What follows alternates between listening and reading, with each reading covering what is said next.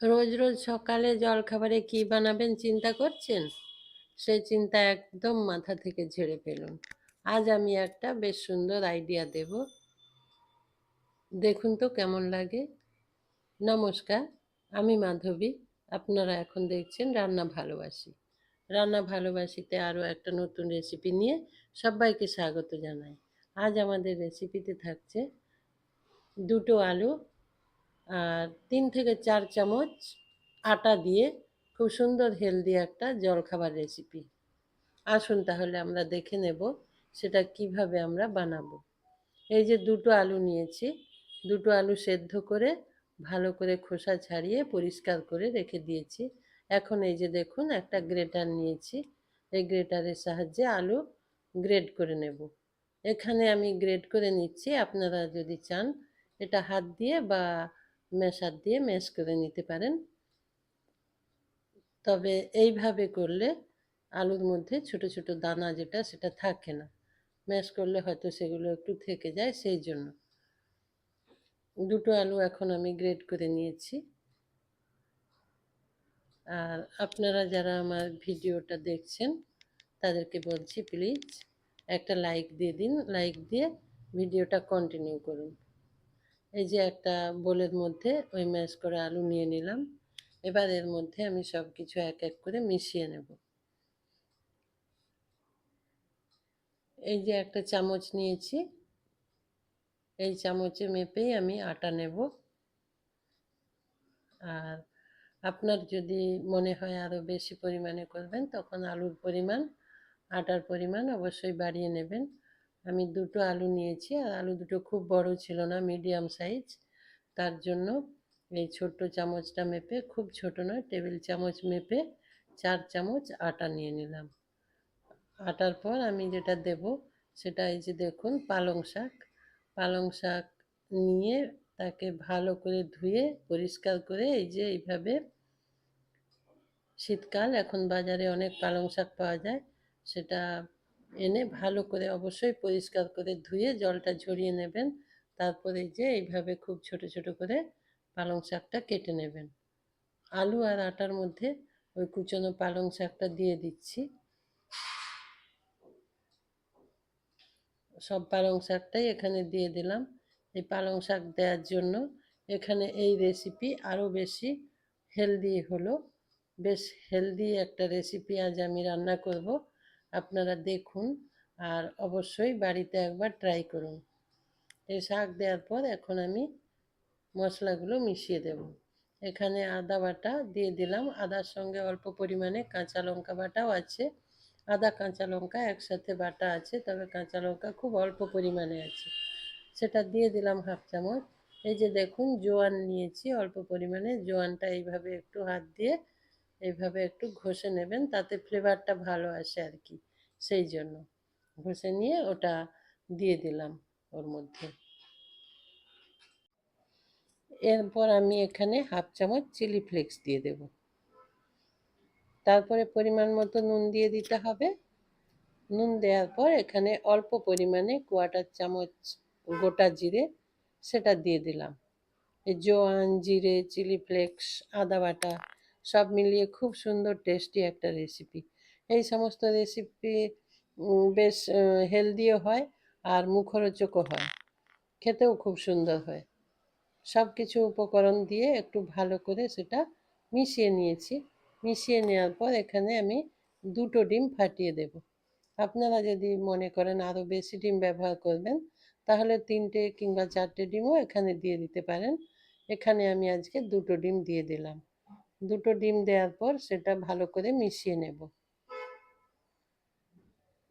আপনারা যারা আমার ভিডিওটা দেখতে শুরু করেছেন, চ্যানেলটা যদি না সাবস্ক্রাইব করে থাকেন তাহলে প্লিজ চ্যানেলটা সাবস্ক্রাইব করে দিন আর ডান দিকে থাকা বেল আইকনটা প্রেস করে দিন।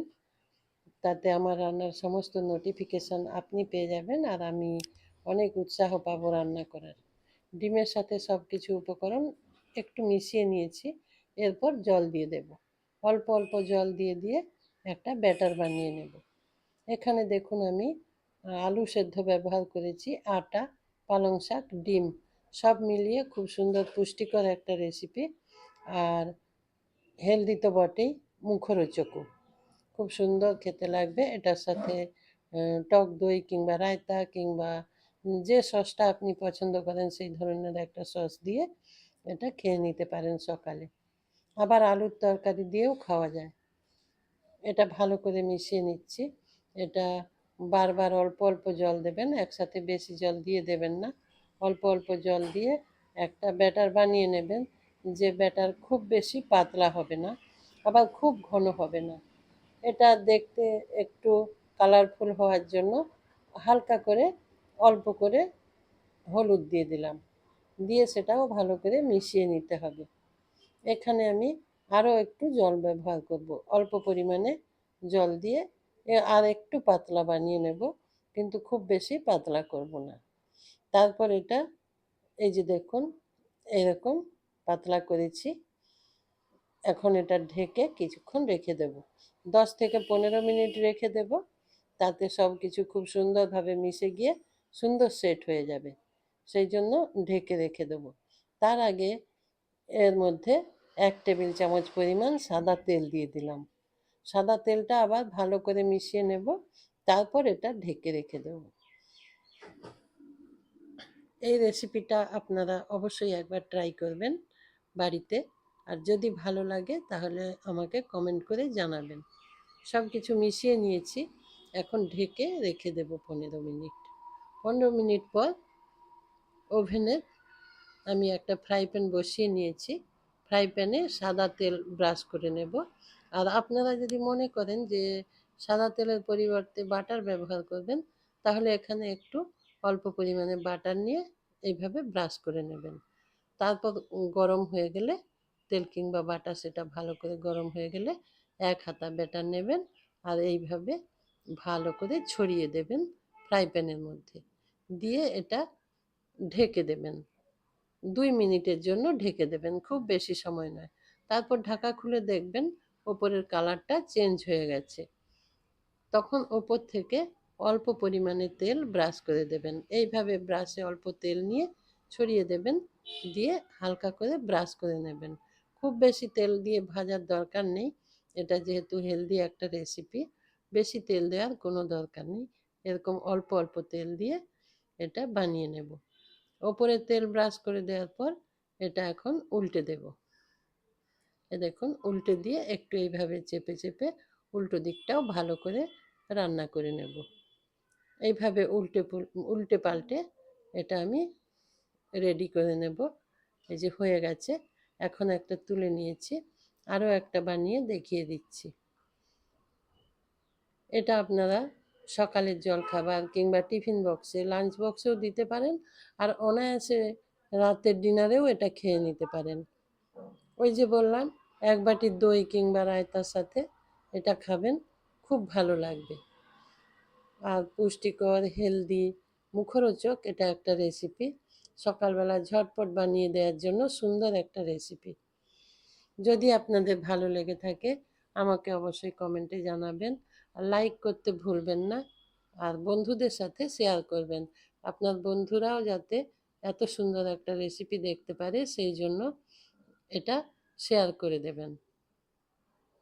এই যে আবারও একটা দিয়ে আমি ঢেকে দিয়েছিলাম, তারপর ওপর থেকে তেল ব্রাশ করে দিলাম। এরপর এটা আস্তে করে উল্টে দেব, উল্টে দিয়ে আবার অপর দিকটা রান্না করে নেব। এইভাবে করে নেবেন। এটা গরম গরম কিংবা ঠান্ডা যখন খুশি আপনি খেয়ে নিন, খুব সুন্দর লাগবে খেতে। আপনারা আমার সঙ্গে ছিলেন যারা এতক্ষণ, সবাইকে আমার অসংখ্য ধন্যবাদ। এই যে দেখুন, এই যে অপর দিকটা, এদিকটাও হয়ে গেছে। এইভাবে এদিক ওদিক বারবার উল্টে এটা রান্না করে নেবেন।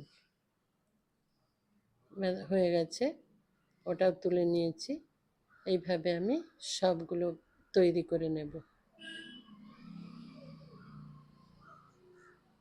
আপনারা সবাই ভালো থাকবেন, সবাই সুস্থ থাকবেন। নমস্কার।